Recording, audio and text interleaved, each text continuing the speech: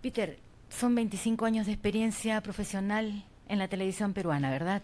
Sí, buenos días, Gloria. Muchas gracias por la invitación y por la oportunidad aquí en tu espacio. Sí, 25 años y un poquito más, yo me inicié en el periodismo en Canal N, que justo hoy cumple 27 años. Qué Un 4 de julio salió increíble. al aire, sí. Ayer fueron las celebraciones, bueno, yo estoy de vacaciones, no pude asistir, pero justo hoy cumple 27 años. Yo estuve los dos primeros años en Canal N, luego pasé a ATV, estuve un año en ATV, luego tuve la oportunidad de ganar una beca, me fui a España, estuve en la agencia F 6 meses haciendo una pasantía, volví, tuve un paso esporádico por el Congreso también de 6 meses y finalmente entré a América Televisión en el 2003. Entonces, para hoy, el 26, ya tengo 23 años ahí en América Televisión. Felicitaciones. ¿Y tú piensas que todo esto que has avanzado, todo lo que has logrado, podría ser parte, podría ser producto de tu formación, de tu educación, de el apoyo, la mirada, el respaldo de tus maestros? Sí, porque justo en la presentación del libro estábamos con Rosana Cueva conversando un poco de lo exigente que era la Universidad de Piura en sus clases de redacción. Hemos llevado 5 redacciones. Y o sea, siempre bromeábamos de que no hay palabra que no sepamos escribir, porque nos ponían tantas palabras y eran tan duros con ese tema y en la disciplina. Pero precisamente en los géneros que nos enseñaron, yo me di cuenta que me era más fácil escribir, por ejemplo, crónicas y reportajes, que, no sé, pues escribir un argumento para una columna de opinión, ¿no? Se me hacía un mundo. Y precisamente ahí uno empieza a ver, pues, más o menos qué es en lo que se puede desenvolver, ¿no? Y yo encontré, pues, en cuentos y en relatos la posibilidad de poder más adelante escribir algo, ¿no? Pero no tenía todavía la noción de hacer una novela. Ya con el tiempo y el transcurso de los años en el canal, sí, poco a poco empecé a barajar la posibilidad de hacer una novela, pero sentía que, como era conocido medianamente en el tema periodístico, no era en el mundo literario. ¿Y en qué Entonces me, momento tú tomas conciencia y dices, quiero escribir, me voy a dar el tiempo necesario para poder volcar mis experiencias, todo aquello que he conocido, que he vivido, y lo voy a plasmar en un libro? Cuando cumplí 50 años, yo Exactamente, exactamente. estás marcado por Sí, fechas. sí, sí, sí, yo soy muy ordenado en ese aspecto. Yo tenía 25 años, he vivido en Piura, me vine acá a Lima y justo ya había cumplido 25 en Lima. Entonces dije, bueno, ya estoy más o menos en la mitad del camino, digamos, ¿no? Para los que aspiran a vivir 100 años. Dije, tenemos que hacer algo distinto y bueno, como escribimos todos los días, yo me dije, bueno, puedo empezar a escribir un poco las cosas que me han pasado, como preparándome para la novela, ¿no? Que es un proyecto que tengo para más adelante.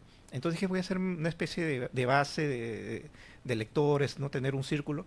Y bueno, y contar las cosas que me han pasado y que gracias a Dios y a la oportunidad, en algunos momentos han sido momentos exclusivos, ¿no? Como estar con Magali Medina, pues el día que salió de prisión, o con Montesinos haciéndole un ampay en plena audiencia de los diarios Chicha. Entonces empecé a juntar un poco los personajes, las historias, y esto fue más o menos en julio del 24. Finalmente, cuando ya tengo ordenado los personajes en las historias, me siento a escribir formalmente, así digamos, el 1 de septiembre. Así, o sea, poniéndome fechas. Dije, bueno, lo voy a hacer en un año. En un año tengo que acabar esto, le doy un mes a cada personaje. Y inicialmente tenía pensado entrevistar a algunos. Fujimori ya estaba en libertad, pero su situación, su estado de salud se complicó y bueno, finalmente murió. Entonces dije, pucha, me tengo que apurar porque ya muchos personajes son mayores y Toledo está en prisión. Hice unas coordinaciones para entrevistarlo a través de un congresista que finalmente me contactó con su hermano. Te van a llamar, me dijo. Bueno, nunca me llamaron. Con Montesinos también hablé con su abogada, le alcancé las preguntas. También pasó un mes, 2 meses, nada. Y también con... ¿Quién es el otro personaje? Con Magali Medina. También hablé con sus productores, solamente para hablar exclusivamente del tema de su salida de prisión ese día, ¿no? Pero justo se había desatado el tema de Chiolín y ella la estaba molestando mucho con el tema de las hijas, le había hecho algunos informes incluso en Miami. Y dije, no, imposible, la señora no me va a dar la entrevista jamás, por lo menos no ahora. Entonces con todo eso dije, bueno, ¿sabes qué? Vayamos sin ellos, ¿no? Escribamos sin ellos. Entonces empecé a escribir, acordarme primero de memoria cada caso, y ya cuando tenía más o menos la mitad avanzada, pedí las notas que había hecho en Prensa en América, ¿no? Hablé con Rosana Cueva, le dije, oye, quiero acceder a mis informes, unos eran muy antiguos, Magali era del 2008. Entonces, cuando veo las notas, es como que descubro algo nuevo, ¿no? O sea, vuelvo a encontrar ciertos detalles que no los había tomado en cuenta. Y las historias que tenían, no sé, pues, no sé, 10 hojas ya subieron a 20. Y así fui armando el libro poco a poco. Y dentro de esos 8 personajes, digamos, pecadores, ¿no? Porque algunos incluso, la mayoría están en prisión. ¿Y por qué Quería, el título me tienes que contar? Porque estás hablando de santos también. sí, porque Podría haber una precisamente, confusión y decirse que esos pecadores son los santos y que los santos son sí, yo pecadores. creo que todos tenemos algo de santos y pecadores, ¿no? Quien que tiene la primera piedra. Pero fue precisamente que yo quise introducir y presentar a 4 personajes positivos que yo había encontrado, que había descubierto a lo largo de esta carrera, y que me parecía importante que la gente pudiera leerlos, saber de ellos, porque la noticia se ve pues un día y después no la ves más. Tú escribes pensando en qué tipo de público y escribes pensando en qué es lo que tú quisieras que se interprete a partir de tu publicación. Sí, hay varias cosas. Por ejemplo, el modo como se hacía prensa hace muchos años. Por ejemplo, en lo de Montesinos nosotros entrábamos a las audiencias como antes. Ahora ya no entramos. Ahora está Justicia TV. Entonces, a veces yo llego al canal y sigo los procesos por televisión. Entonces, a veces vamos a las afueras para entrevistar al abogado. Pero ya no es como antes, ¿no? Antes tú podías estar ahí cerca, ver qué personajes entraban, ver cómo conversan entre ellos. Ese es un modo de periodismo que ya se ha dejado mucho de lado y que ahora incluso muchas veces ya ni salimos a la calle, ¿no? Entonces, ese es un por un lado, ¿no? El libro funciona también como un breve manual como para jóvenes periodistas. Pero precisamente con estos personajes positivos y haciendo ya el diseño de la carátula, porque inicialmente el libro iba a tener otro nombre que se iba a llamar Entre Exclusivos, Exclusivas, no sé, por ahí estaba la cosa. Yo empiezo a ver los personajes porque quería que aparecieran en la portada, tanto las caras de cada uno. Y ahí es donde aparecen por los buenos y los malos, ¿no? Hay como una división. Y Y aquí un bien poco acertado arriba. el título, en realidad. Sí, no sé, pucha, no sé, ángeles y demonios. Entonces dije, no, eso es muy fuerte. Y ahí es donde surge Santos y Pecadores. Es algo más suave.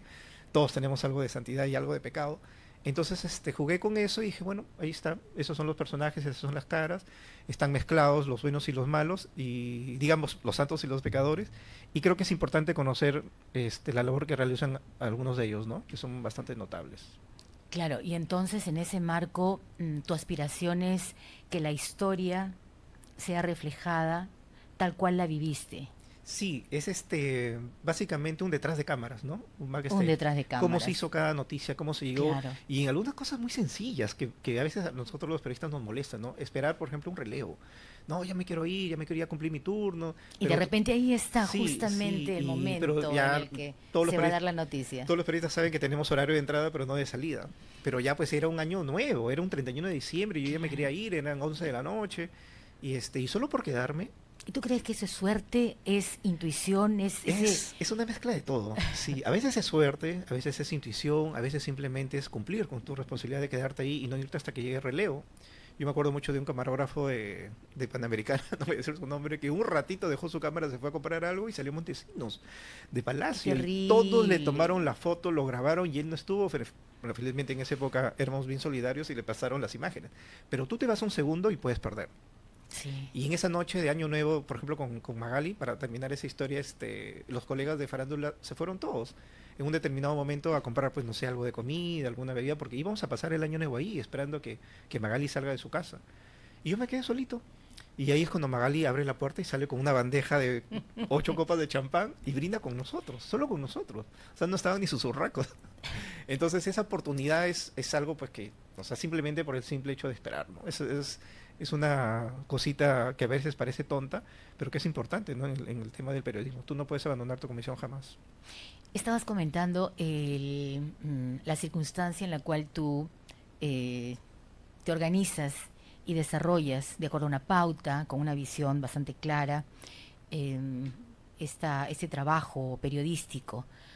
Pero presumo que en el camino tú has tenido que eh, realizar una selección, que no necesariamente de buenas a primeras las 12 historias estuvieron ahí. ¿A quiénes descartaste? A ver, he descartado varios santos, me ha llamado la atención el trabajo que realizan. No voy a decir sus nombres porque quizás más adelante los pueda incluir. Y de Pero como para pecadores, tener más o menos alguna idea del rubro, quizás. sí, mira, conocí a un chico que hace un trabajo, bueno, ganó un premio por haber ideado un tema de reciclaje de empresas grandes y hacer un depósito, digamos, en Chorrillos, donde la gente va a comprar las cosas que no puede comprar, digamos, en un supermercado, digamos, ropa, ¿no? Con ropa de buena calidad, o de segunda mano, usada, pero que él o sea, abordó su negocio de una manera que mucha gente se beneficia. Y yo me acuerdo mucho que cuando fui a hacerle la nota, su mamá, que estaba por ahí ayudándole a ordenar las cosas, yo fui pues en esa época estaba con saco y corbata, con camisa, ¿no?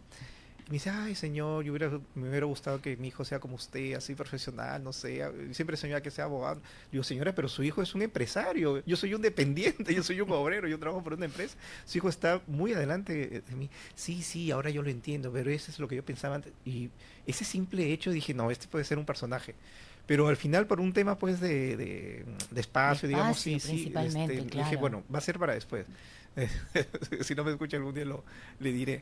Pero sí, hay un tema ahí de selección, hay un tema de organización y fue un tema también a mí a veces los reporteros nos encargan hacer la biografía de los personajes que están pronto a irse y a mí me encargaron hacer de Mario Vargas Llosa y me vi un montón de videos de él, de conferencias para tratar de entender un poco y ver cómo escribo sobre él.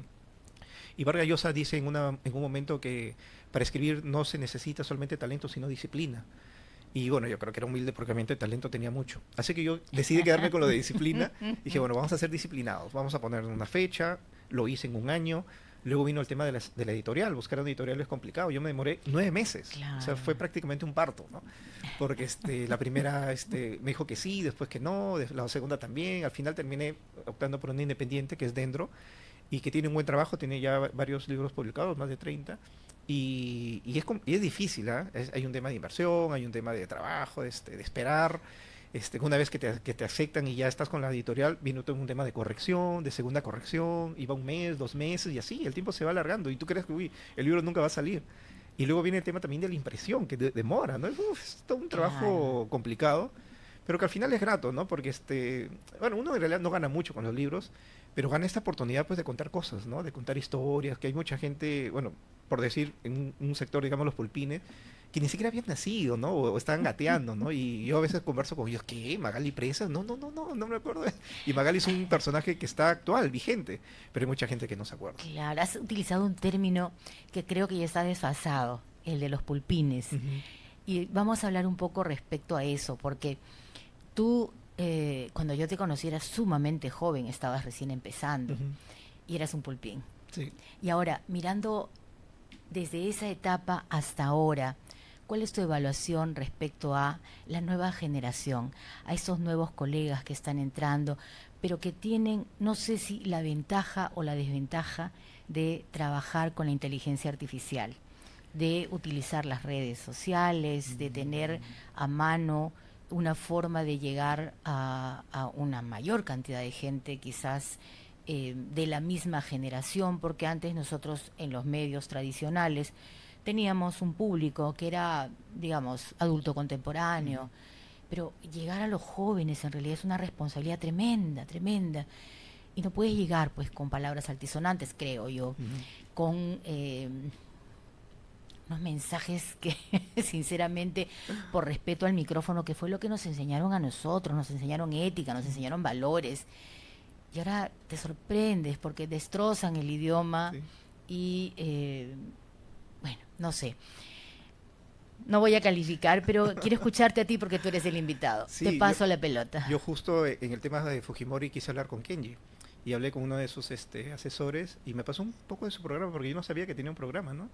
En un podcast. Y cuando veo la cantidad de lisuras que decían, yo le escribo de frente, oye, ¿así es el programa? Sí, sí, el formato lo permite. Y claro, de ahí me doy cuenta que efectivamente, pues todos los podcasts que estoy viendo, hay mucho de eso, ¿no? Y la verdad es que yo me sorprendo porque es como llevar la conversación de barrio, de callejón, pues a la radio. Y que pasó también en nuestra época con los cómicos ambulantes, ¿no? Que en la plaza pues pueden decir lo que sea. Y entraron a la televisión un tiempo. Y dije, Pero pero sin mucho claro, éxito. dije, no, eso no va a durar, porque claro, las firmas que auspician, la publicidad, dije, no, no pueden, no sé, mezclar su imagen con ese tipo por decirlo, vulgaridad, ¿no? Porque claro, en la plaza puede estar permitida. Y efectivamente, como tú dices, no duraron, o sea, salieron de la pantalla. Yo creo que hemos tenido, cada generación tiene como suerte en un determinado momento. Cuando nosotros llegamos a hacer prensa, digamos, a inicios de los 2000, muchas cosas habían cambiado. Los camarógrafos iban con un auxiliar que llevaba una BTR aparte, iba con un Claro. asistente que tenía el zoom, el boom, Y un que les cinturón con las marcaba baterías, la éramos 3, 4 cintura, personas. era fatal, Todo eso se ha claro. reducido. Ahora el camarógrafo sale con una mochila donde hace su transmisión por satélite o por microondas. Incluso ahora salen solos. O sea, vemos a Fernando Llanos con su trípode y sus 6 celulares y es una persona sola que hace pues todas sus transmisiones. Y claro, nuestra generación cambia, ¿no? O sea, cuando nosotros llegamos, todo eso se fue dejando, empezamos a tener incluso los micros con alambre que se rompían cuando corríamos por los pasillos del Poder Judicial. O se ¡Plum! La tropezaban gente se los... enredaba por perseguir al Claro. investigado. Eso, por ejemplo, dejó de existir. Ya ni vamos a Palacio de Justicia, ya no correteamos, ya no Pero vamos ya por los ni se pasillos, pregunta, no vamos a las Peter. audiencias, claro. Ya Solamente ni lo siquiera de... se pregunta. Sí, solo los de Ponen el investigación micrófono. se cuelan para averiguar algo. Todo eso ha cambiado.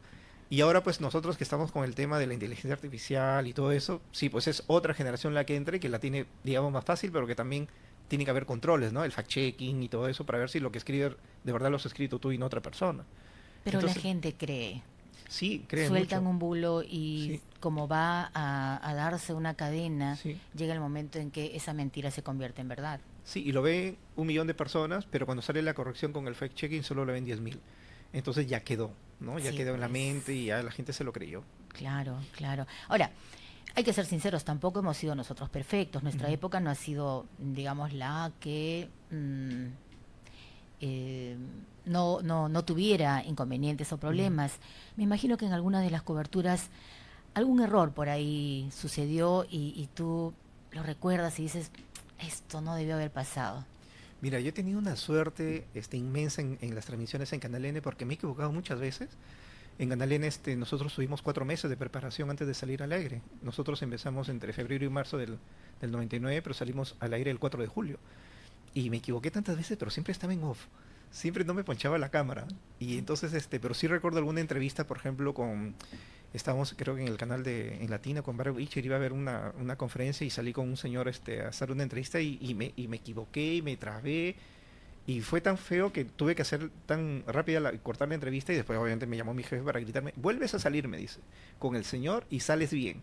Entonces me preparé, Ay, sí, qué cosa tan sí, linda. porque nosotros aún estábamos, teníamos un mes, pues ya estábamos recién en el aire, pero esas cosas como que se nos perdonaba. Entonces cogí mi agenda, escribí, porque en esa época escribíamos, hasta hace 2 años todavía Claro, escribía, por ahora ya no escribimos, supuesto. todo lo apuntamos en el celular. Todavía yo uso mi Entonces me lapicerito. organicé, me preparé bien, respiré y salió perfecto. Entonces, sí, hay muchas cosas que en esa época pues se podían manejar de esa manera, ¿no? Uy, ahora haces eso y te despiden, ¿no? No hay forma de que te puedas equivocar.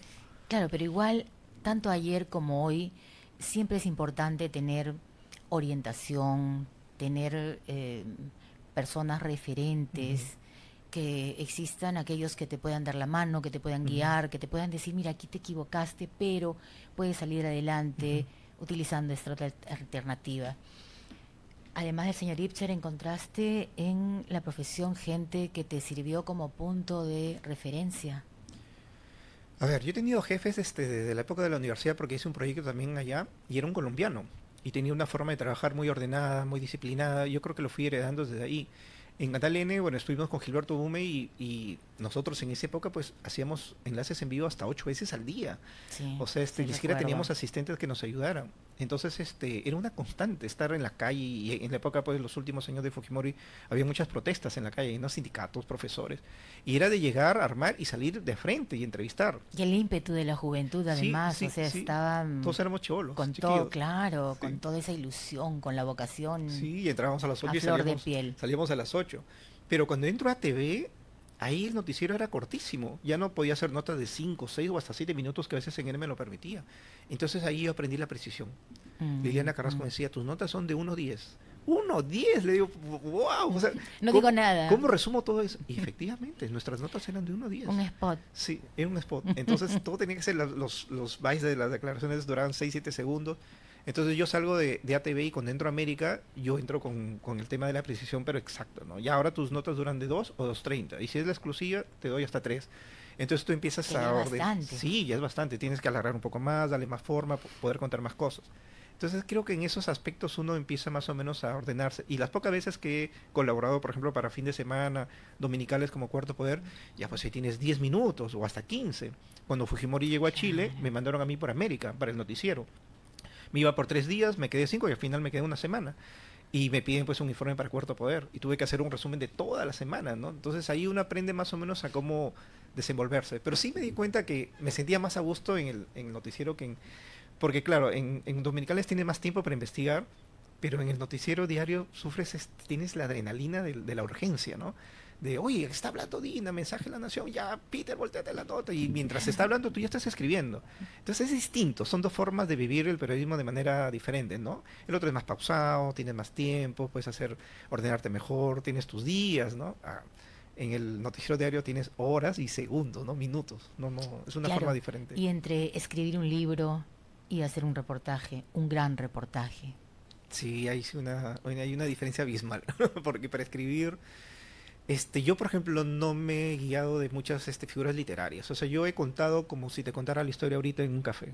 Mira lo que me pasó con Magali. Y así he tratado de contarlo, ambientarlo un poco, porque incluso la generación cambia, ¿no? O sea, yo por ejemplo, si me leía pues 100 años de soledad hace muchos años, ahora sería difícil, ¿no? Porque hay una forma de escribir más precisa, muchos detalles, muchos adjetivos, palabras que uno no conoce, a veces lees hasta con el diccionario. Entonces yo lo decidí hacer más sencillo, más de conversación, ¿no? Confesional, contándote detalles. Hay muchos detallitos oscuros que la gente no sabe. Hay un puñete que me da un familiar de Saraí, Toledo. Hay un robo de corbatas en Palacio de Gobierno de Fujimori, contado por un seguridad. Hay muchas cositas ahí. Estoy contando cuando a Marino Morikawa casi lo matan. Él, después de limpiar las lagunas en Guaral, se fue también a limpiar en Rexol, también estaba por Titicaca, y acá casi lo matan porque le dispararon por cobro de cupos, ¿sí? Claro. O sea, hay varias Ay, cositas qué ahí. terrible, eso no lo sabía. Mira Sí, que estoy medianamente sí, informada. sí, hay muchas cosas que la gente no sabe, porque incluso lo de él, yo me enteré a través de una entrevista que él le hace en un podcast. Y yo estaba, dije, no, tengo que entrevistarlo, actualizar la nota para el libro. Entonces Claro. sí, le he tratado de dar formas, o sea, cuento la historia en sí, las enseñanzas de cómo llegar a la noticia, del tema periodístico, pero también le he dado un poco de sabor, ¿no? Un poco de ají, contando cositas que la gente no sabe, que incluso para mí eran sorpresa, porque yo tampoco las sabía. Y estas alturas, a un cuarto de siglo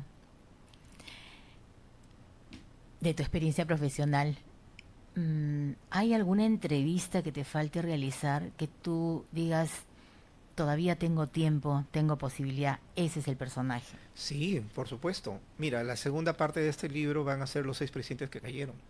Yo, bueno, ya lo he dicho en la presentación, así que no.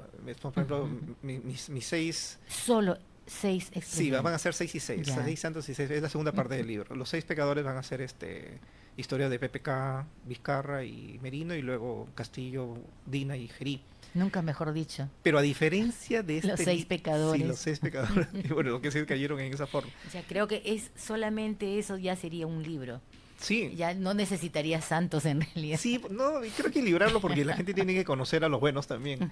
Pero a diferencia de este libro en el que yo tengo historias Claro. con cada uno de ellos, en el siguiente libro yo no tengo ninguna historia con ellos. Yo ya dejé de cubrir política. Yo cubrí 15 años política primero con Toledo, luego con Alan y luego con Humala.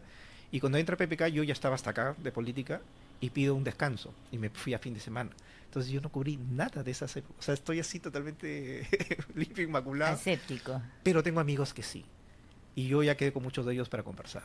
Y ellos son los que me están contando sus historias. Incluso en el libro, en la presentación, fue un amigo que ya me contó una historia, ya hemos quedado para... Y mira, ya hasta estoy ya por Y empezar a empezarán escribir. a llegarte otras historias, Sí, porque me no, y yo... imagino que sabiendo que tú estás graficando, poniendo en blanco y negro lo que sucedió, habrá cantidad de Sí, colegas que sí, y tienen cosas cosas que decir. interesantísimas que me han contado que yo ni me los imaginaba. Y yo empiezo en septiembre. En septiembre de este año empiezo a escribir. Otro septiembre, Sí, de septiembre a septiembre me lo he planteado, tengo en 2, 3 meses, ya así estoy como fue ordenando. en el 2024. Así es. Y no sé si lo acabe en un año, quizás lo acabe en 2, pero ya Pero está. con la experiencia, con Sí. todo lo que ya conoces y sabes del proceso mismo, seguro que se acortará. Sí, sí, porque claro, O sea, yo no podría nos empezar a hagas escribir esperar porque me ha mucho pasado a tampoco. mí, pero como no me ha pasado a mí, tengo que empezar a hablar con ellos para empezar a contar las historias a Cierto, través de ellos. eso es verdad, así es. Hay algo que me llama la atención y es que en la parte final del libro hay un cambio de tono. Sí, ese es el capítulo 13. A ver, cuéntanos un poco, Lo que pasa es que sin revelar demasiados detalles para que quede... voy a picar a la gente. Así es. Una vez mi esposa apareció golpeada en televisión. con signos de haber sido así maltratada, no sé cuánto. Y el avance informativo de la locución decía pues reportera de ATV Noticias sufre violencia familiar esta noche en la edición central. Entonces con el tiempo, y te digo con el tiempo de años, mucha gente me decía, oye, ¿te separaste de tu esposa? No, no. Oye, ¿se solucionó el problema con tu esposa? ¿Qué problema, le digo? Entonces mucha gente se quedó con la idea de que yo le había pegado. Pero hay una historia detrás de ahí. Hay una historia muy interesante que toca la violencia familiar, de género, de mujer, y que en esas épocas no se hablaba mucho. Ahora sí, o sea, ahora las denuncias, ya la gente tiene valor salir a decirlo. Y hace poco, en la última campaña de que hay con un asesor parlamentario también me tocó el tema, pero ya habían pasado muchos años. Entonces yo le digo a mi esposa, ¿sabes qué? Hay que aclarar esto. Voy a hacer un post en el Facebook. No, déjalo ahí, déjalo ahí. Y entonces dije, en este libro lo puedo contar. Entonces, aparte de las 12 historias y los 12 personajes, el capítulo final se llama, tiene un título relacionado con el tema, y ahí cuento la historia de qué fue lo que pasó, ¿no? Para que la gente lo sepa. Y estoy seguro que después de eso mucha gente va a decir, ah, mira, no sabía. Y creo que Creo sí. imaginarlo, pero para no hacer spoiler, sin Sí. embargo, lo que sí me gustaría que digas es tu posición respecto a la violencia contra la mujer. No, obviamente, totalmente en contra, ¿no? Y yo no ¿Tú solo... serías capaz de ser violento hacia una mujer, No, claro. violentar a alguna No, mujer? no, no, por supuesto que no. Y no solo eso, sino que hay un trato como considerado a las personas que lo hacen porque están en televisión o porque tienen poder. Y eso es lo que yo critico. O sea, yo critico que nadie me haya preguntado, que nadie me ha dicho, oye, ¿qué pasó? Cuéntame. No, o sea, como que doblaban el tema, hacían por los costados. Nadie era capaz de decirme, oye, ¿por qué ha aparecido tu esposa golpeada en televisión? Y eso es lo que yo critico ahí. Y entrevisto a muchas personas sobre ese tema, porque creo que en esas épocas era de, no, es un problema de pareja, no, que no sé, no, eso no puede ser nunca. Y ahora, con el tiempo, recuerdo muchas conductoras que han salido a denunciar, y creo que se tiene que hacer eso, ¿no? Y ver un tema correctivo con la persona, ¿no? O sea, no dejarlo, ah, ya, sí, y ahí quedó, no, hay que Jamás. hacerle un seguimiento, porque eso se puede repetir, ¿no? Es como que el que roba una vez roba dos veces, ¿no? El que pega una vez puede pegar dos veces. Y hay que ver pues un tema de seguirlo y no solamente que se evite, sino que te demuestre que esa persona ya está corregida o sana, o curada, digamos. Sí, yo creo que ese es un tema que aprovecho para contarlo al final del libro y que sí va a sacar un poco de roncha, digamos, ¿no? O de expectativa para que la gente lo sepa. Santos y Pecadores, una fascinante recopilación de crónicas, anécdotas inéditas y encuentros exclusivos, ya lo hemos dicho, que desnudan a diversos personajes y que realmente vale la pena revisar. Ahí estamos viendo la publicación y los invitamos, estimados amigos, a que puedan adquirir un ejemplar. ¿Dónde los encuentran, Ahorita Peter? se está vendiendo en la librería El Virrey, en Miraflores, y también en Librería Sur, en San Isidro. Y bueno, vamos a estar también en la Feria de Libros, ¿no? Que empieza fines de mes. Excelente, éxitos, que no sea la primera publicación, sino que sean muchísimas más. Muchas Vamos a gracias. deleitarnos de esa pluma y te agradecemos por tu presencia. Gracias a ti.